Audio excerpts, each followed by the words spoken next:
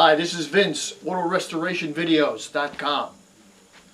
Today we're going to be working on 911 Porsche again, SC 1982. And we're going to be replacing the lower ball joint. Now, a couple things here. Even to get this thing off, you're going to need a ball joint socket like this. Alright? This socket fits something called a castle nut. Now it has these four little posts in here. They go right around the bottom of the nut and they fit right in so you can turn it off. Okay? Crank it up and get that nut off. It's the only way you get it. Alright, now you can beat on it with a chisel but you're going to ruin it. Then it'll probably cost you over $25 for this little thing, at least. So be careful, use the right tool. Now, when you get a new ball joint, well, when I got the new ball joint, you get it in this shape, alright? Now you know this has a cutout in it, alright? So that cutout is going to have to go up into your strut housing. And there's a pin that goes right through here.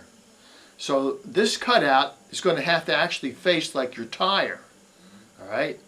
Now, this isn't in the right position.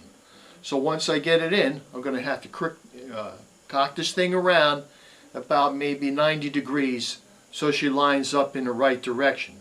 Because then you have like a triangular pin with threads on the end that will go through this thing and lock it right in. So your wheel don't fall off. Alright, that's pretty important. Yeah, you could say so. Now another thing here is with this ball joint. I don't know what's going on today with the way these people are making this stuff. Alright, but there's no grease in this bad boy. Not only that, there is no grease fitting. So, what are you going to do? How are you going to grease this thing? You don't want to really actually take this thing apart. Then you'll have a rough time getting it back together. And how would you keep the grease in? You can't punch no hole in this thing either. So what you're going to need is a needle grease fitting. It looks just like a needle. It has a regular grease fitting head on the end. Alright? And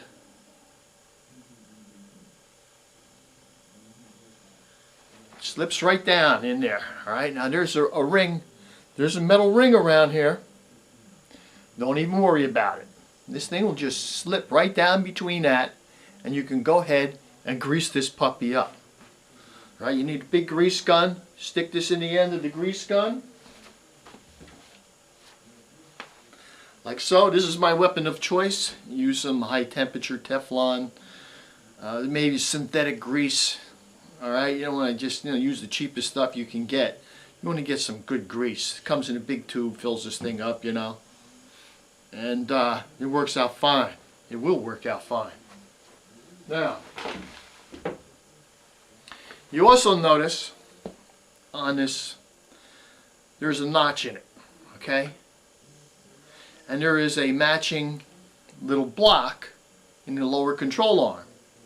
So this thing is supposed to fit right in that little block that's sticking up to keep this thing from pivoting back and forth. Alright? So that's how it has to go in.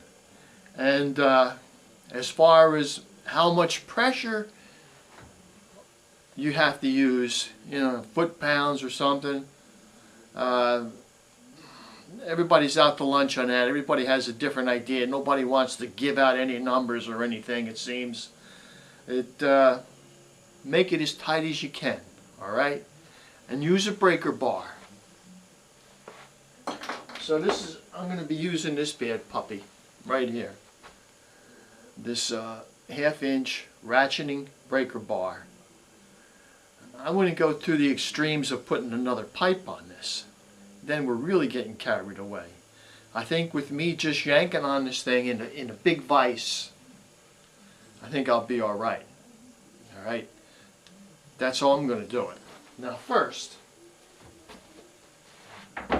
we're going to have to get this thing mounted in our lower control arm, right?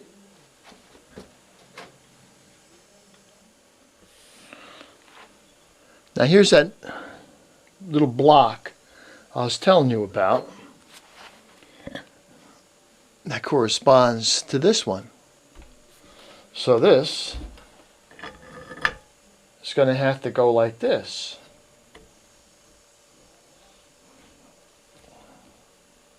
And this one's kind of stiff. There must be a burr on here or something. Sometimes when you just tighten it down, it will sit in there. Sometimes you might have to just get a hammer and just give this thing a little extra shot. Tighten it down. Or sometimes, like I say, just tighten this up. Would do it. Well, let's get this pin out of here. Now you can see where this notch is now. It should be turned around this way and going out. So we can put, when this goes into the strut housing, we can go ahead and put our triangular locking pin in to hold this thing secure. Don't ask me why they couldn't even put this in the position where it should go. I guess that must have been too much for them. So we're going to have to get like a skinny needle nose vice grip and maybe just put it in here after we get it bolted down and just give this thing a twist. Alright, so I'm going to go ahead and put this thing on the back here.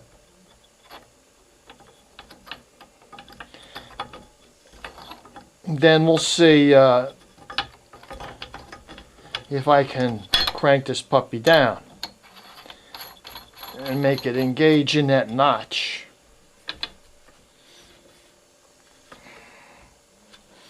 We'll be back in a little bit.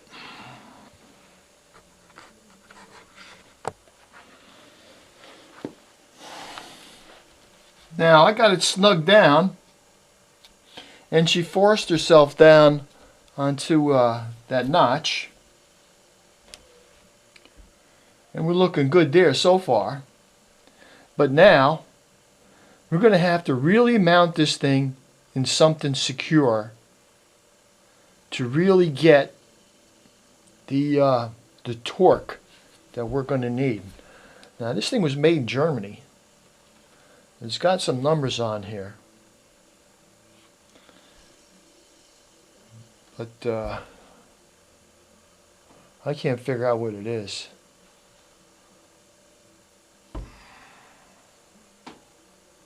It looks like they might be the tolerances or something. I think that's 32 thousandths maybe to 00. I can't figure it out. One might even be the date of manufacture. So I'm going to go ahead and put this in my big vise and see if I can secure it enough to get at least 150 foot-pounds of torque on this thing. Alright?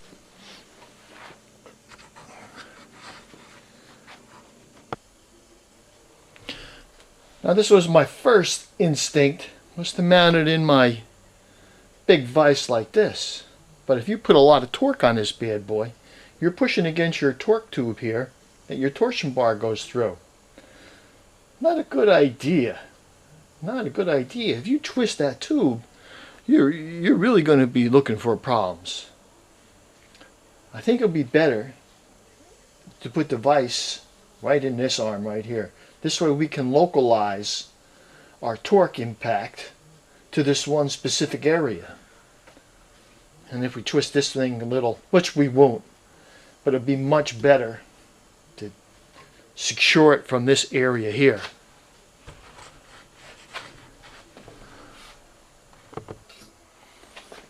This would be a much better, secure way to do it. Now all I have to worry about is taking off the whole top of the table. Yeah. So I'm going to go ahead and get my my big breaker bar ratchet with my socket on it and see how much torque I can actually get on this puppy. Now, expect this top to come off because it's hardly down at all.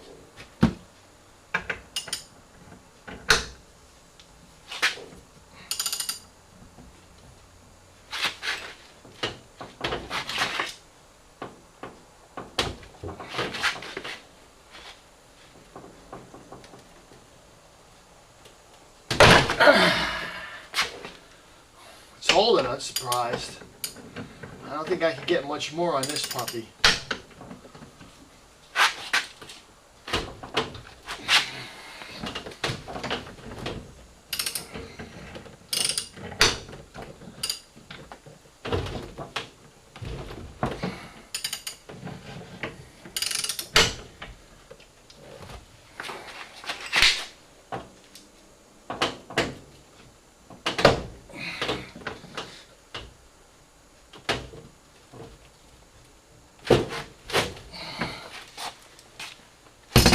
That's all I can get.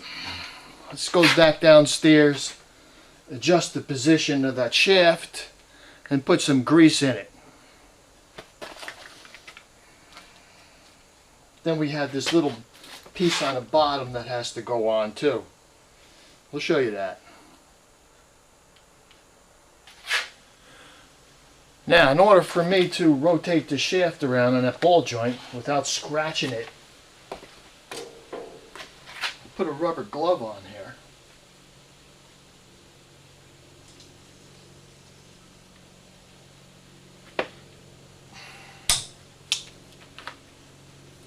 And it didn't move.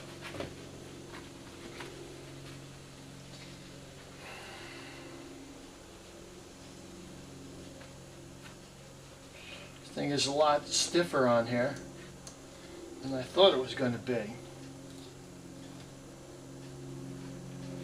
I guess the only chance I have is getting this in that groove.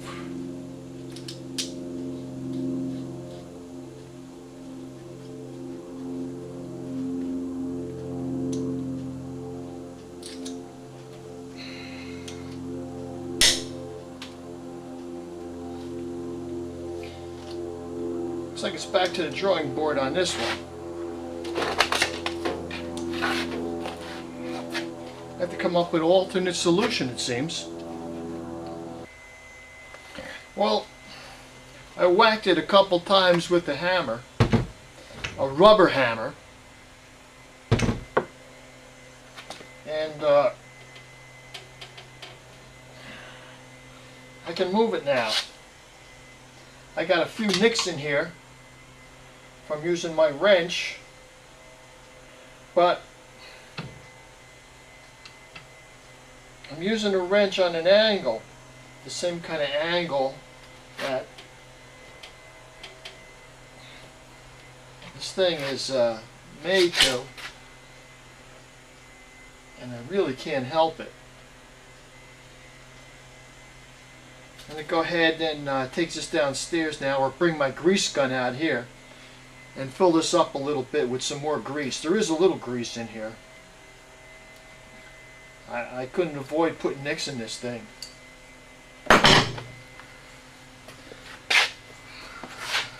Well, let me go ahead and get my grease gun on this puppy. Well, we'll do that downstairs. This is one tight ball joint, let me tell you. See, I put an adjustable wrench on here, and I laid the bottom of the wrench against this angle here. And I had the wrench cocked up, and I tightened it up a lot. Then I was able to pull this thing around this way. Vice grip would not work. Could not turn it with a vice grip. After whacking it a few times with that big rubber hammer, I freed it up, and I was able to, you know, get it to move, which is crazy. Now there is a little bit of grease in this thing, but not much.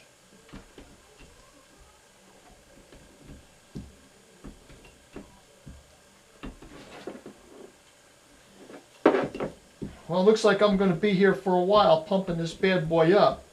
Of course, this is a big area, and I think I'm running low on my tube of grease in here. So once I get this thing filled up halfway at least, we will continue with this. Now, this part goes on here. It's supposed to go on here, but it doesn't. These are a little too wide. I'm going to have to file these down a little bit. And this is raw metal, unpainted metal. So I'm going to have to paint this with some black paint. And I notice in this groove around here, I'm seeing bare metal too. So I'm going to go ahead and file this down a little bit just to get this part to fit. Because this goes on here like this, and then a cotter pin goes through there, through these holes.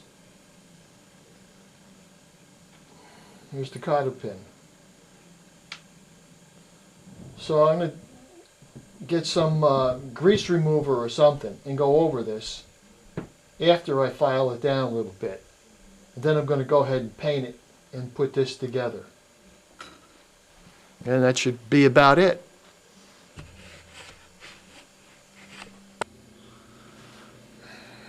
So we have this little finger spring thing, whatever it is. I still haven't figured this out. But we'll put it back anyway. This goes here. Little cotter pin goes through.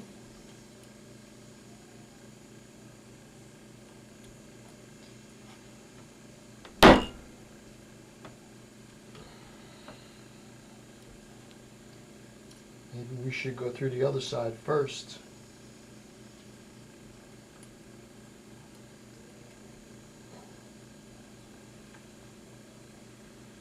And then maybe we should straighten this out a little.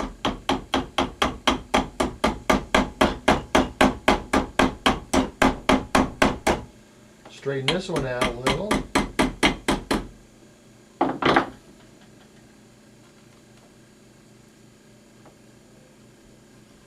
This is really tight. Let's tap it down a little. That helped a little bit, huh?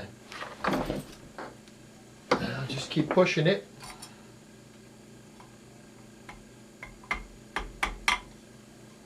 A little bit to the left here.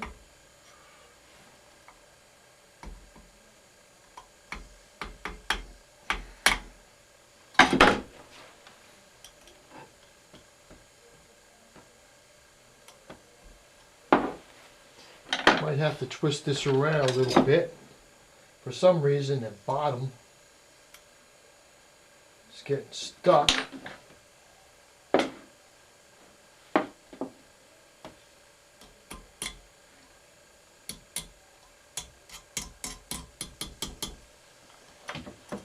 I think we're right back to the same position again. Yes, we are.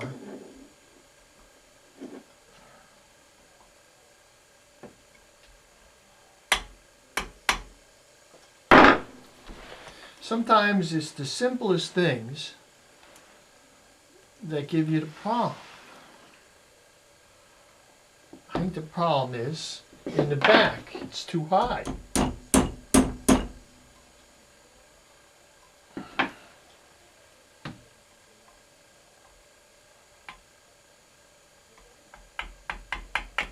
Okay, we got it. Took us long enough. Now let's just open this up. I can see this thing is going to, should have been a little, this cotter pin should have been a little longer. And I'm going to have to put another coat of paint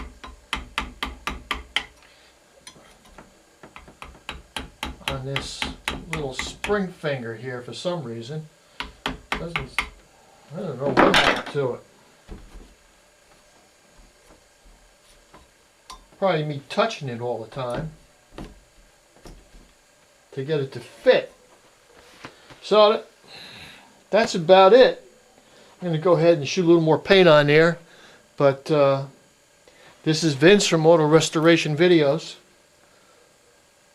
signing off here. And don't forget to check out my website, autorestorationvideos.com. Click on my Facebook link there. It's a business Facebook link. And check out what current projects I'm working on, what gripes I have. And I post little mini videos there all the time. Check it out. I think you'll like it. See you later on.